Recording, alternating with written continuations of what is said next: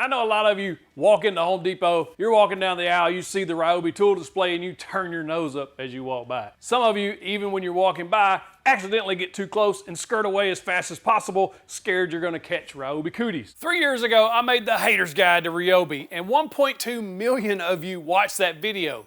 But I was wrong about a lot of it. Not all of it. There's still 2 tools that I would not recommend in 2026 from RYOBI, but man, they have changed a lot. Let's go.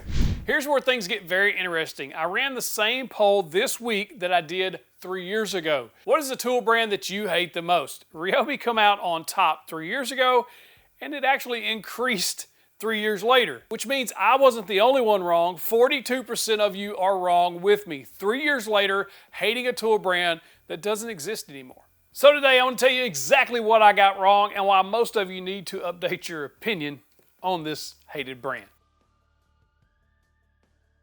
I've got 3 different routers here from each of the brands. My personal preference is the Milwaukee one, but this RYOBI, fairly nice. The only thing I don't like about it is how top heavy it is with this battery on there. The way it's made, it has that giant, whatever that is, coming off of that, and it is really heavy on that end, where the Rigid and the Milwaukee both have similar profiles all the way down, and it makes them more balanced.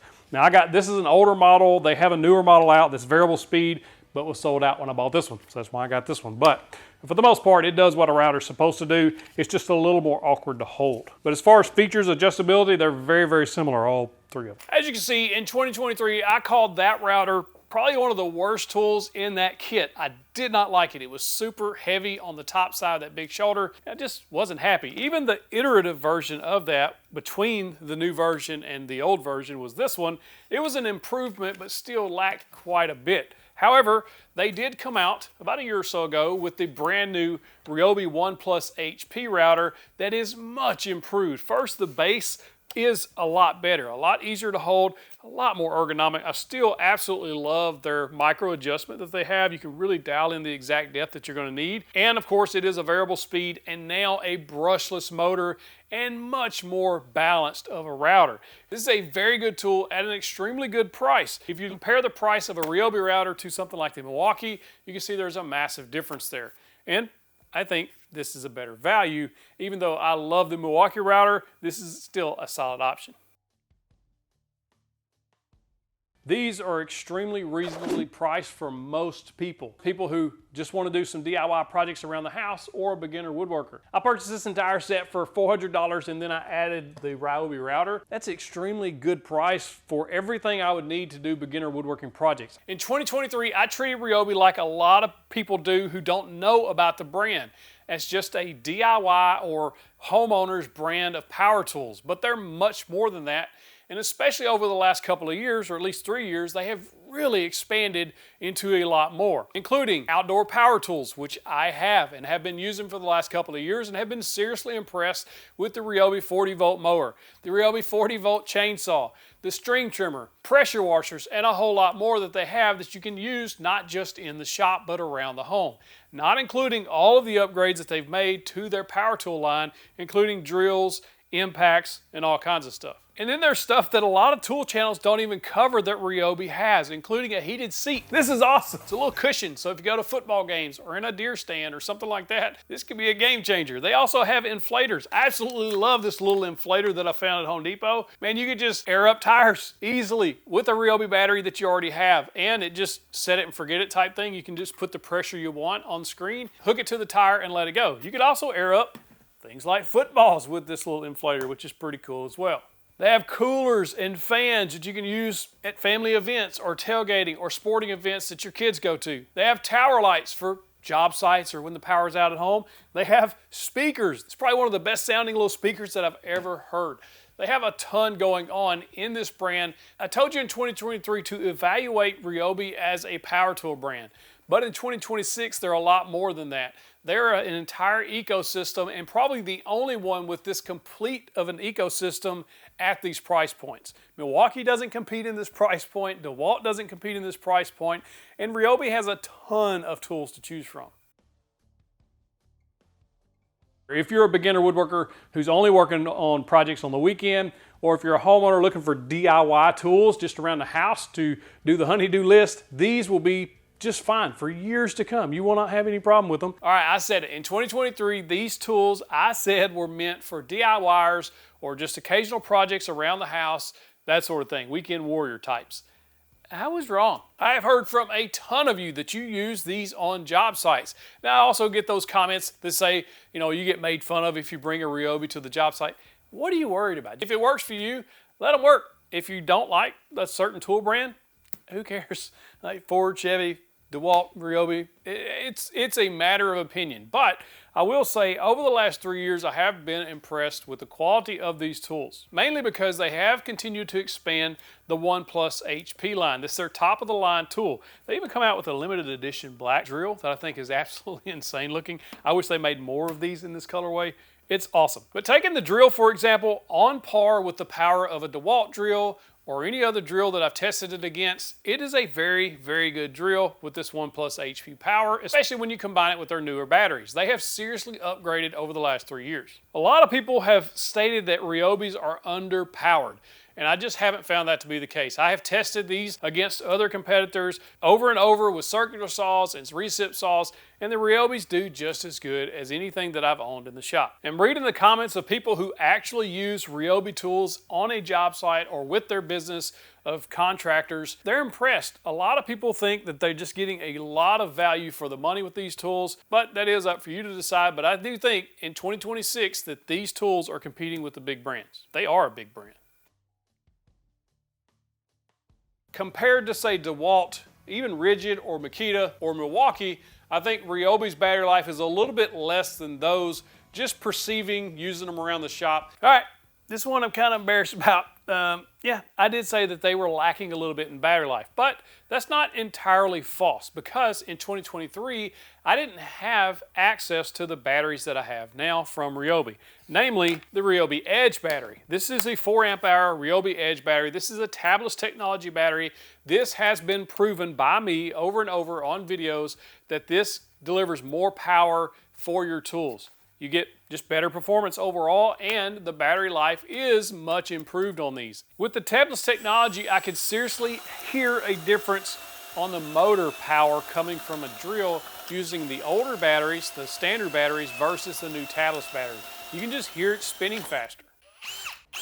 And another thing is, they just announced a couple of weeks ago at the time of this filming, they're coming out with higher capacity Edge batteries in the 8 amp and 12 amp hour models. So if you have a high power draw tool like circular saws, miter saws, that sort of thing, you're going to want to pick up those higher capacity batteries, and I'm glad to see them expanding this Edge line. What's absolutely incredible, 30 years after the very first RYOBI tool was made, you can take the new Edge battery, put it in that 30-year-old drill, and it'll still work. Nobody else in the industry can say that because they've all changed battery styles or connectors.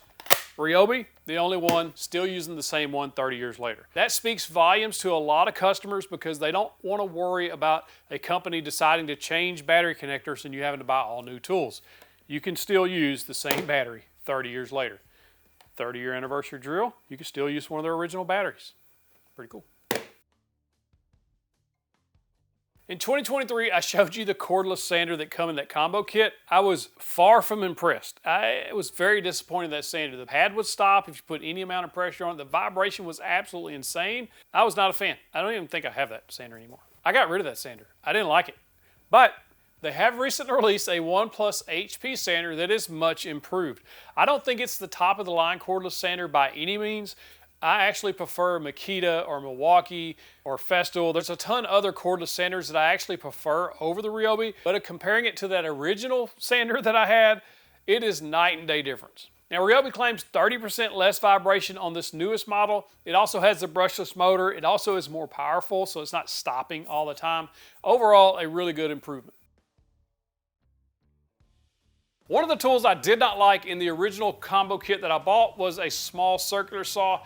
I just found it underpowered and just underwhelmed by it. All right, in that combo kit, which could have been one of my mistakes, is buying a combo kit we'll talk about later, but I had a circular saw that was 5.5 inches. I did not like that saw. They've also come out with this one relatively recently over the last year, the Gen 2 1+ HP. So it's the top of the line, 7¼ inch circular saw. I like that saw. Has plenty of power to do anything that I need to. I use it quite frequently and have had zero issues with power or anything else. It's extremely well made. Has a nice little rafter hook if you need that option. But what I really like about it is the adjustments on it. All metal base, metal adjustments here, and it has positive stops along the way if you need that bevel cut.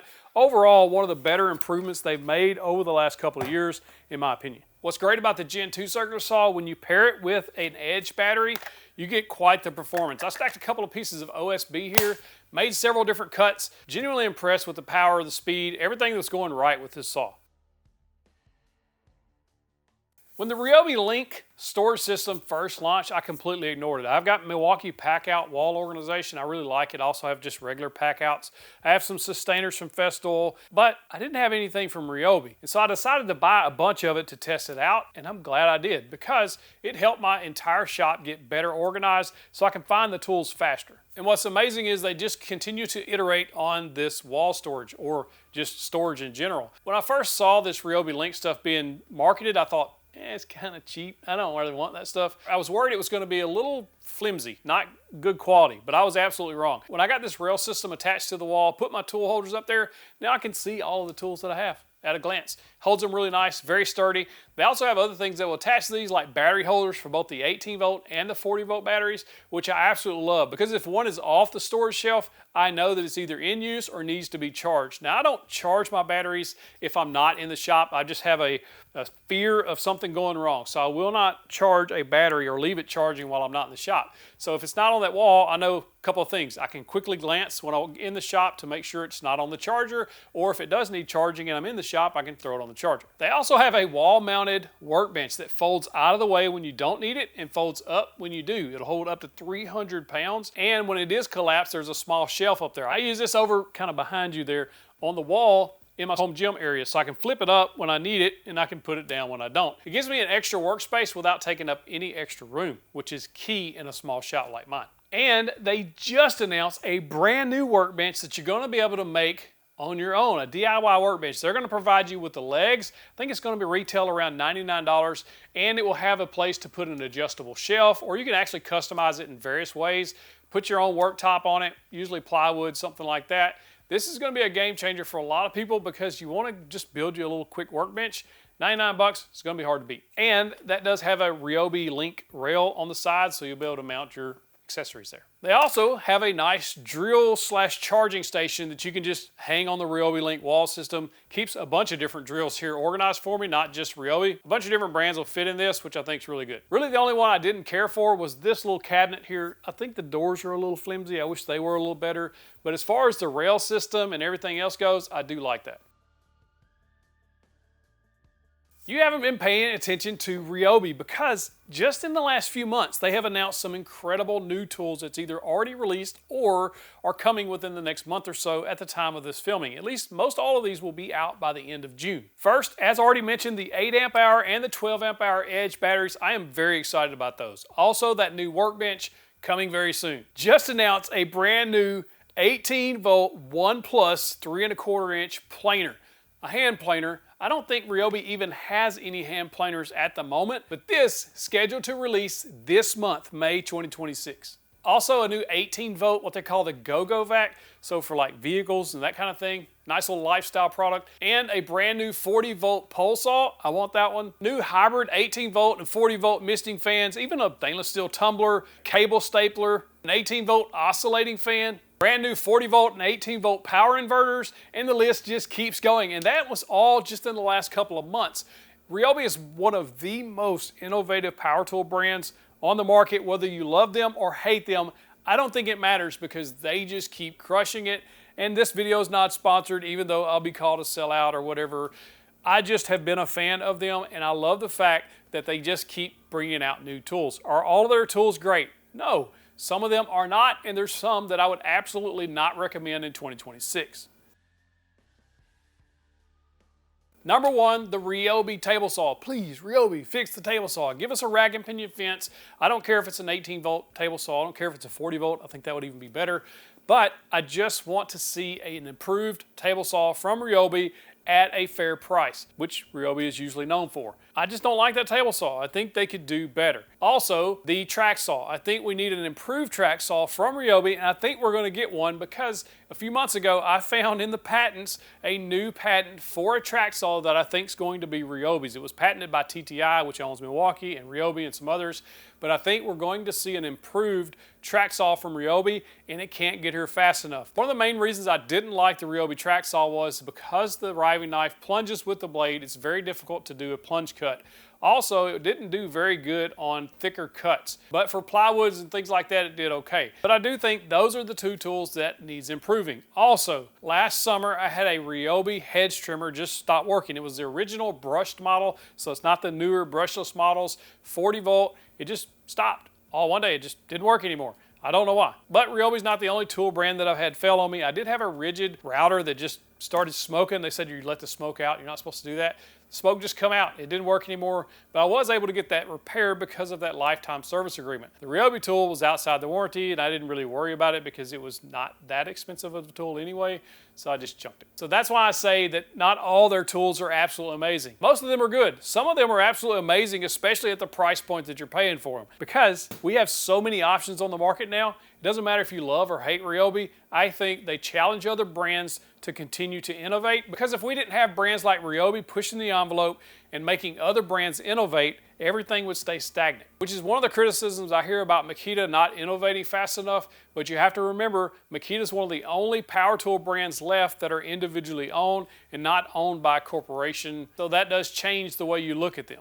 After everything we just went through, all the innovations they made, the new battery capacities, the new workbenches, the new 1+ HP tools, the new link storage systems, all that innovation, I thought it would drop that hate a little bit, but it increased. Why? 3 years ago, I think a lot of the hate come from people who had a bad experience with RYOBI in the past. In other words, they used the older battery technology, they didn't have the 1+ HP tools. All the older technology may have left them with a bad taste in their mouth. But in 2026, I think a lot of that hate comes from just the reputation of people spewing that online, that RYOBI is bad without ever having actually used them, or based on their opinions of an old tool brand that doesn't exist anymore.